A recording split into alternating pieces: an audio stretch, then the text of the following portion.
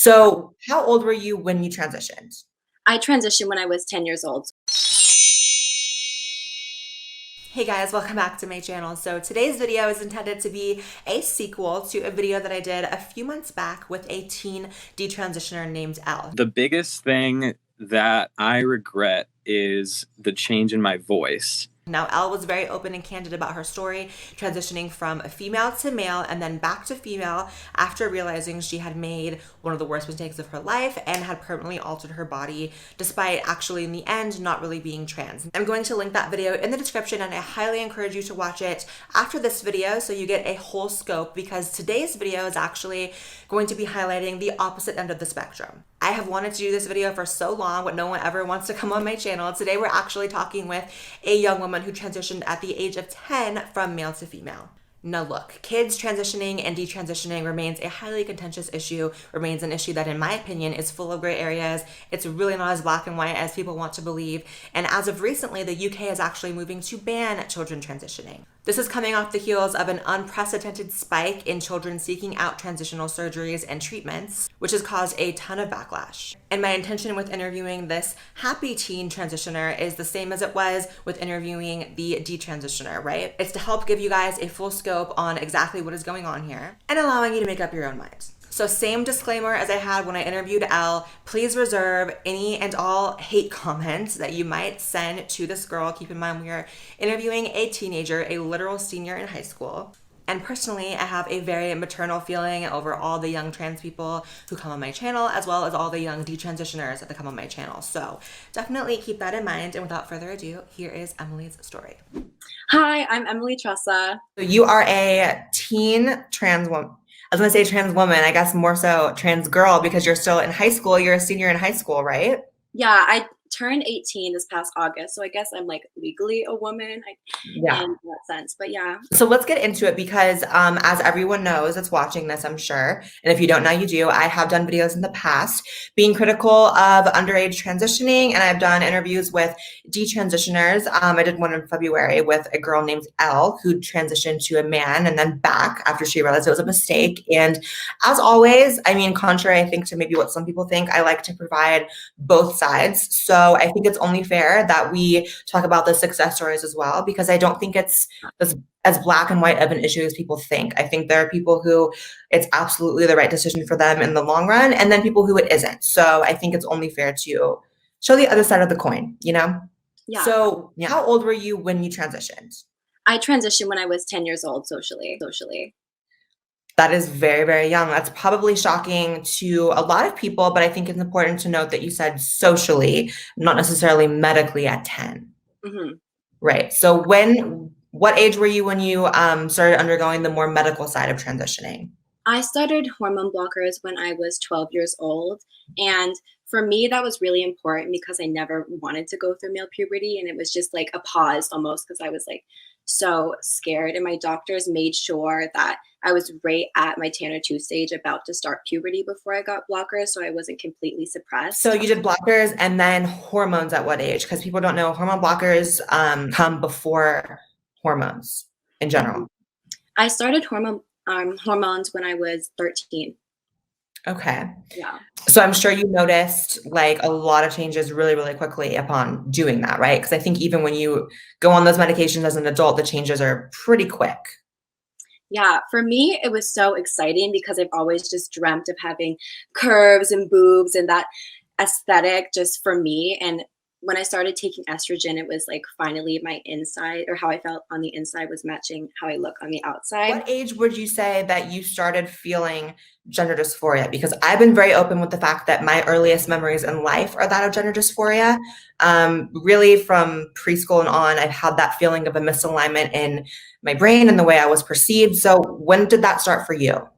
100% around the same time for me as well, like around the age of 3 or 4, when I could like get a sense of all of that. And when I was going to preschool, and especially preschool, when I saw that everything was separated by girls and boys. I've always known that I am a girl on the inside, and I've made that very clear to my family and everyone. Just, I was so miserable, and I was so uncomfortable with what was down there my whole life. I remember like going up to my grandma when I was 4 years old, asking, or like 4 or 5, asking when my penis was gonna fall off, like that type of thing. Like, when am I gonna become a woman? You know? That's commonplace. I've actually spoken to quite a few trans people who have said that they would like ask their families like questions that their families probably thought were super like crazy, but it was, stemming from the fact that they were feeling that dysphoria at like a really young age. So that's pretty common. One of the things that we bring up when we talk about kids transitioning is obviously the importance of fertility and the fact that, especially for male to female, when you transition at a young age, I guess your age would be like the classic age of someone who, when you transition at that age, you're not able to reproduce later in life. And that is a concern for a lot of people who are critical of kids transitioning. When you went through medical transition at the beginning, did you have doctors that made a point to discuss that? Was that a point of interest? How did that work? Because I'm actually curious for myself. My hormone doctors and my endocrinologist told me that once I started hormones, that it would pretty much like stop any production of sperm down there. And for me, I'm attracted to men, and I figured I don't really want to save sperm or like freeze it, because in the future I'm going to want to be with a man anyway. And ever since I was little, my mom was telling me this because I was talking to her about it. I've always said I wanted to adopt kids, and I've totally been open to that. So like I came to terms with that when I was young. I was like, I'm totally fine with adopting kids, and I'll love that child no matter what, Yeah, for sure. Adoption is definitely, it's in the cards for me as well. Even as someone who transitioned, I began at 20. I wasn't able to save any sort of DNA. I guess I never even really prioritize that in my mind, because when you are transitioning, it's not necessarily at the forefront of your plans or your thoughts, because it's How would you react to the people who are tuned into this sort of space on YouTube have seen like a rise in the amount of like teenage detransitioners coming on YouTube and making videos? Like I said, I interviewed Elle recently, and there's a bunch of others. How do you react to people who go through transition at the age you did sometimes, and then by the time they're 18, 19, decide that it was a mistake and come to that realization? Like I always wonder from people who have successful child transitioning stories, how they think of those stories. I think for me, I always try to remember that everyone's story is different, whether you're actually trans or you're just like experimenting and trying to find who you are. In this day and age, being trans is also trendy sometimes, and people might think that they're trans if they're not, and go through with that. And it's unfortunate, but that's something that also, it just happens. But I'm glad that people have been able to find who they are and come to terms with that as well, and be like, I'm actually not trans, and then speak up about it, because that's important as well. Yeah, I've always said I think two things can be true at once. I think that there's absolutely the possibility that certain people can transition as young as you did, for example, and live happy lives, and it was the right decision for them. I think that we need to have a better way of diagnosing and confirming for sure people having that misalignment in their brain, whatever it is. And I feel like there needs to be a lot more research, because until then, I think you're going to get the sort of duality in it, where there's going to be kids who go through it and it was a mistake. And specifically the girl I interviewed before, like her voice is like permanently damaged from it. It's so sad. So like, it's like that can be true at the same time as people like yourself, which obviously I would never ever doubt that it was the perfect decision for you.